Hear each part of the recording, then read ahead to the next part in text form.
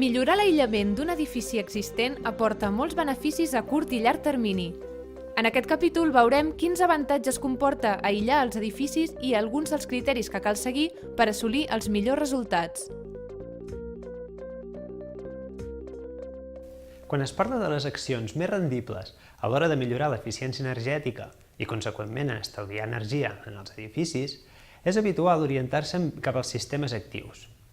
És ben cert que canviar la caldera, les làmpades o els aparells de climatització pot comportar un estalvi energètic, però si pensem en una estratègia d'estalvi coherent i a llarg termini, veurem que millorar l'aïllament és una acció clau. En primer lloc, el que cal és reduir la demanda d'energia de l'edifici millorant el seu aïllament. Canviar els sistemes actius s'ha de fer en una segona etapa, ja que millorarem l'eficiència amb la que satisfà aquesta demanda. Si ho fem a l'inrevés, perquè és més fàcil, primer millorem l'eficiència i després reduïm la demanda, ens trobarem amb uns sistemes actius sobredimensionats. Queda clar que canviar els sistemes actius no és sempre l'opció més rendible. Tan sols serà així si ens limitem a pensar a curt termini. Els principals avantatges d'aïllar els edificis són reducció de la demanda d'energia.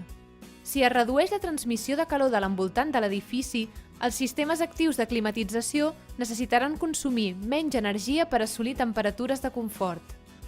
Millora del confort tèrmic. En un espai on la temperatura ambient és adequada, no necessàriament hi ha confort. Pot ser que les parets estiguin fredes i, per radiació, el nostre cos desprengui calor en direcció a la paret. També pot ser que la climatització hagi de funcionar a gran velocitat, si hi ha pèrdues o guanys importants de calor. En els dos casos, hi haurà disconfort independentment de la temperatura ambient.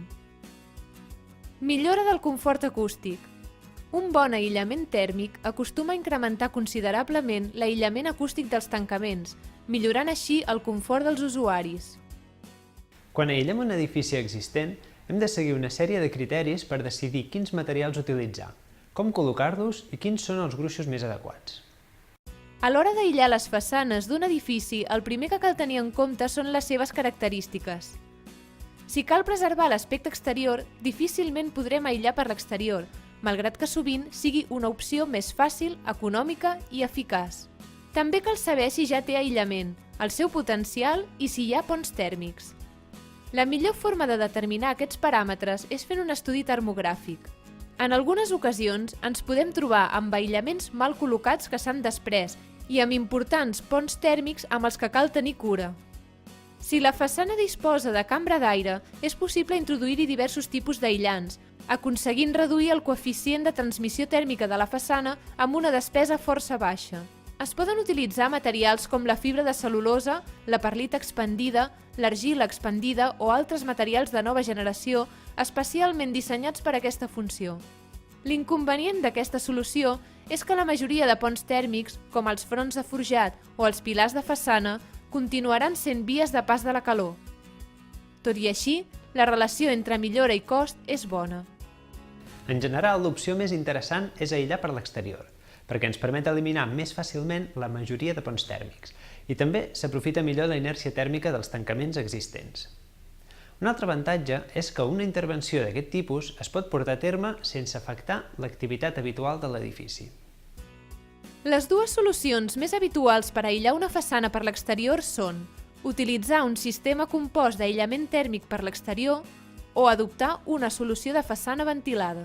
En els sistemes compostos d'aïllament és comú utilitzar una capa de material aïllant amb un sistema de revestiment mineral com a acabat.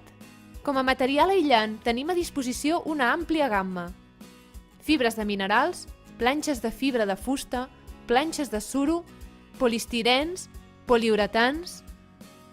A l'hora de fer la tria, cal tenir molt present els impactes ambientals de cada un d'ells, informació que tan sols resulta fiable si disposem d'una declaració ambiental del producte, com les que figuren a la base de dades de l'Agenda de la Construcció Sostenible.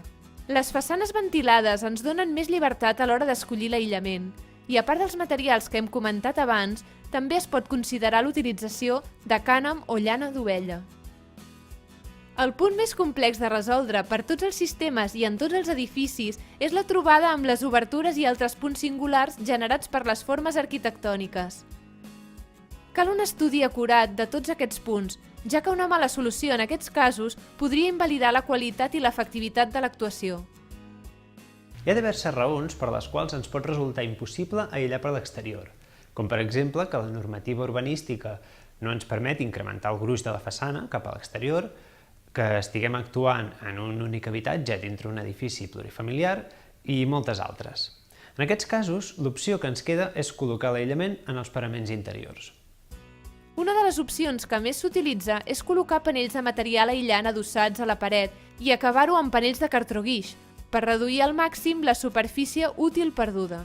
En la intersecció de parets i sostres amb les façanes ens quedaran ponts tèrmics que podem evitar allargant l'aïllament uns 50 centímetres. És una solució poc estètica, però efectiva. Els materials a utilitzar poden ser tots els de la gamma d'aïllants que trobareu a la base de dades de l'Agenda de la Construcció Sostenible. En propers capítols seguirem parlant sobre els aïllaments, veient altres àmbits d'aplicació i casos pràctics.